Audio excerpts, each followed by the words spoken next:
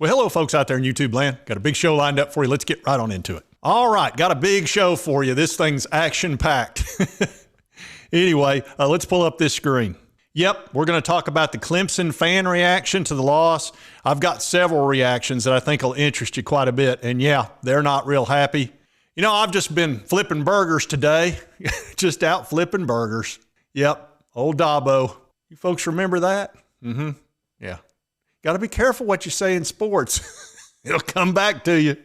So you folks know I like to go behind enemy lines and kind of see what other folks are saying, the other fan bases, and I've got a real good one here. This is I've got about 4 different reactions. 2 are from Clemson and 2 are from other teams reacting to Clemson's loss. And I think you'll find it pretty amusing, interesting, and informative. Maybe informative. And before I get on them too hard, I know exactly how they feel. When Tennessee loses, I'm not happy and I'm disgruntled in the whole 9 yards. So I'm going to try to be reasonable and fair, but I'm still going to enjoy it. Now, this first guy is a Clemson fan, and he goes by the name of, for whatever reason, not Bobby Durkins. So anyway, let's see what he's got to say about his Clemson Tigers. I want to make this very clear. Dabo Swinney thinks the Clemson fan base is a bunch of loser rednecks. So before you go defending him, just ask yourself if you performed as poorly as he has. I'm not talking about 10 wins. The ACC is an easy conference. Go ahead and say the quiet part out loud. It's an easy conference. It really is. I've never defended the ACC. I've just said that we had the talent to go compete at a high level, and we did, and we won. Those years of Watson and Trevor Lawrence are gone. And the Trevor Lawrence years, especially his freshman year, was the banner year. After that, it was pure mediocrity. We got to the college football playoff. There's some of you, I'm not going to say this, and you're going to be offended.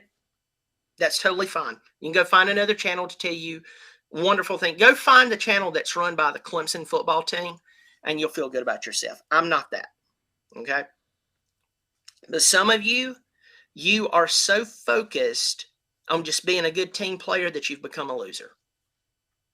You really have. You've become a loser. Swinney has the talent. He has a favorable schedule. He is paid $10 million a year. So, yeah, needless to say, he's not real happy. Now, look, Clemson's very spoiled, and I can understand that because, look, we've had Hendon Hooker for the last 2 years, and he has spoiled the crap out of us. And so when a guy like Joe Milton shows up, you know, we're all like, oh, you know, it's not Hendon, it's not Hendon. I understand that. I'm just as bad as anybody when it comes to that. But look, Joe showed up and played really well.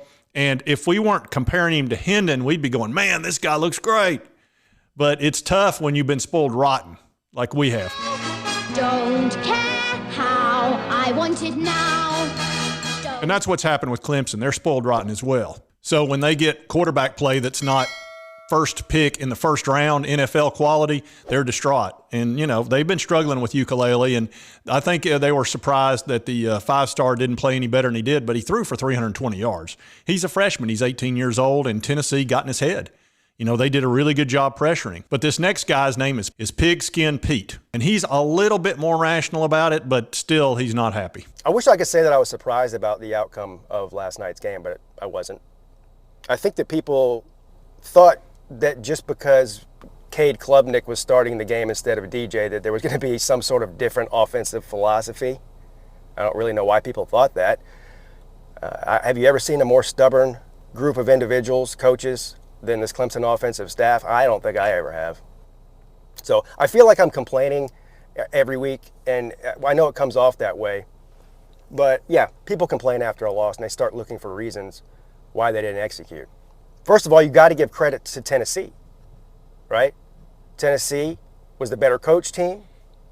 They were the more physical team, and that's all there was to it. They were better. They were better in the lines of scrimmage, especially against Clemson's offensive line, which was a huge liability last night.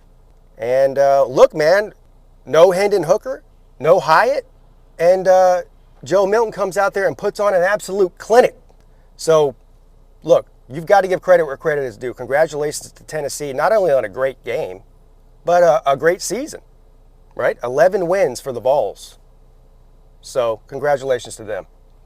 Now on the Clemson side of it, if you would have looked at the stat sheet last night and you didn't watch the game, but you looked at the final score, 31-14, and then you would have said, oh, so Clemson won 31-14 based on the stats. No. Yeah, Clemson, more passing yards, more rushing yards, just couldn't get the ball in the end zone. The most frustrating part about watching this team all season, whether it was DJ behind center or Cade Klubnik behind center. So a little bit more reasonable, but, he saw it the same way I did. It was really our second string out there. That's what impressed me the most is that, our top 4 players, which is Hendon Hooker, Hyatt, Cedric Tillman, even though he missed part of the season, obviously, and then Jeremy Banks on defense, and we still won pretty easily against a quality club. So I can see them getting frustrated with the coach, especially, you've got a coach that, look, some of this is on Dabo. First of all, flirting around with Auburn the way he did, and then telling the fan base if they don't like it, they can go do something else. That's the kind of crap that will really irritate a fan base when you're making $10+ million a year and you start doing the whole, well, I'll just go over here if you don't like the way I coach. And they're sitting there going, you're not going to Auburn. There's no way you're going to Auburn. And that would have been a terrible decision on his part. To have to play Georgia and Alabama every year, you'd have to be a fool. I can promise you that because we have to play them every year, and it's not fun. Hopefully, over the next few years, they'll start feeling like we're not fun to play either. I think Alabama got a taste of it this year. But, yeah, Dabo's bringing a lot of this on himself by being a little bit uppity, sticking his nose up in the air. And that can happen when you've won and you make a lot of money. You can get a little bit ahead of yourself. So I think some of the fan base is starting to feel that. Now, here's a guy. This guy's a character. This is Carolina Jackpot, and he hates Clemson more than anything. And the only way I can really describe what South Carolina and Clemson's like, or Auburn and Alabama, imagine if Vanderbilt was Florida, and you were living amongst all these Florida fans, and you know how much Florida just absolutely aggravates the crap out of us, especially me. I don't know, there's something about Florida that it's worse than Bama, it's worse than Georgia, it's the worst. If you had to live with those folks, it would just be brutal. And that's what it's like for Carolina and Clemson, because Clemson's been owning them for a long time, and it's awful. So here's his reaction. All right, you played Tennessee's, you played their B team, you played their C team, you played basically all second stringers or third stringers. Their wide receiver core was so damn depleted from opting out to go to the NFL. They had 4 people who had receptions in that game. 4 people.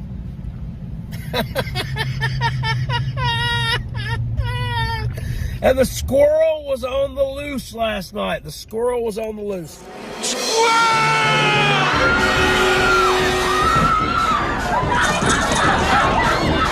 My God, your defense, your secondary is bad. It's just bad. And no, I don't know what happened.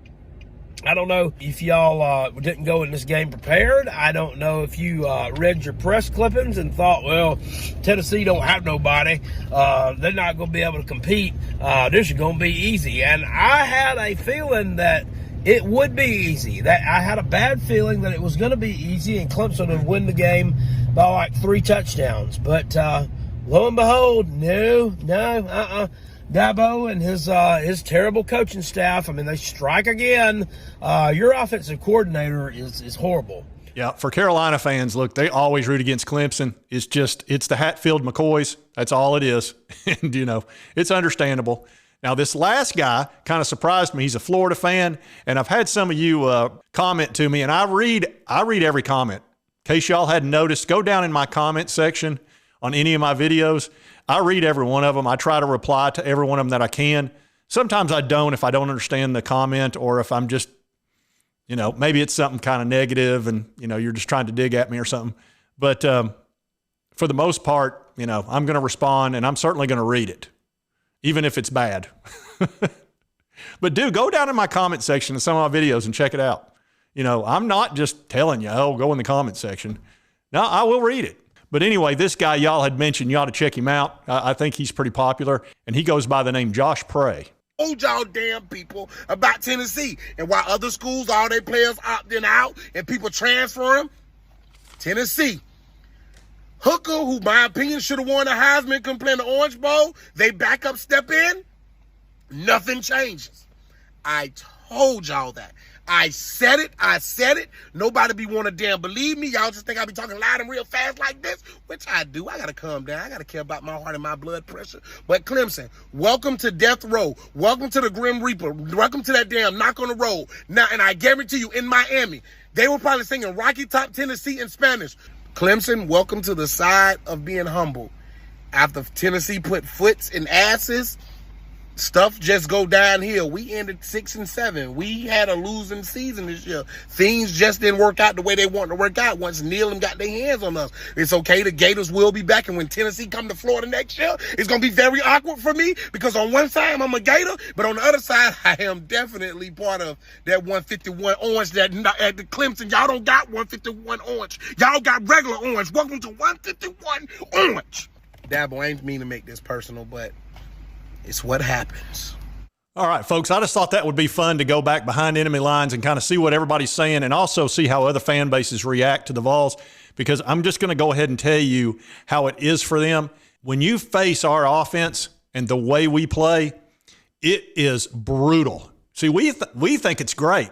So when you see how happy we are and how wonderful it is and all that, it's the exact opposite for the other teams. When we put 50 or 60 points on them, they're completely shell-shocked. They have no idea what's going on. You know, Kentucky, you could see those Kentucky fans this year, they were just like, but we're a good we're Kentucky, our defense is good, and we're good now. Not when you're facing Josh Heupel's offense. If he gets rolling and Hendon Hooker gets rolling, and now hopefully it's Joe Milton gets it rolling, we're going to stomp you. You know, it's awful. Now, yeah, we lost a couple of games this year, but we finished 11-2, won the Orange Bowl, and going to be in the top 5. And we're doing it with less talent than most of the teams that we're playing up against, especially the top 5 that we beat this year. If you think our talent is equal to Alabama, LSU, Clemson, maybe Florida, we're equal to Florida, and we're equal or better than Pittsburgh. Those 5 big wins that we got. But I can tell you, a lot of the teams we play have a lot more talent than we do. Certainly Alabama and Georgia, they finish number 1 or number 2 in recruiting every year, and we just finally got in the top 10 this year. The year before, we were 23rd. It's really hard to compete when you don't have Jimmys and Joes that are equal to theirs or better than, especially when you go into somebody else's house, which I think is what shocked some of them. Like when we went down to LSU and whooped up on those guys, they just couldn't believe it. Like, you got to be kidding, 40-some-odd points on us down here at Death Valley?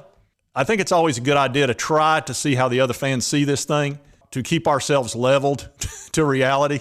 And Dabo needs to go out and flip a few burgers, and maybe if he was a little more focused on his team and not making little smart alecky comments, he might do a little better. Hey, look, when you talk smack, it can come back and bite you. You better be able to back it up. And if you like this content, be sure to hit that like button. Lets me know to continue to cover the Vols and the SEC. And if you have not subscribed, and a lot of you don't subscribe, you watch my video, you don't subscribe, it's right there and it's free. It costs you nothing. Hit that button. It's free. And I've got a video right over here on the right that YouTube thinks you should see based on your viewing history. So check out that video. It's one of my most recent ones. And I hope you did like the comment. And we'll see you next time at Burger World.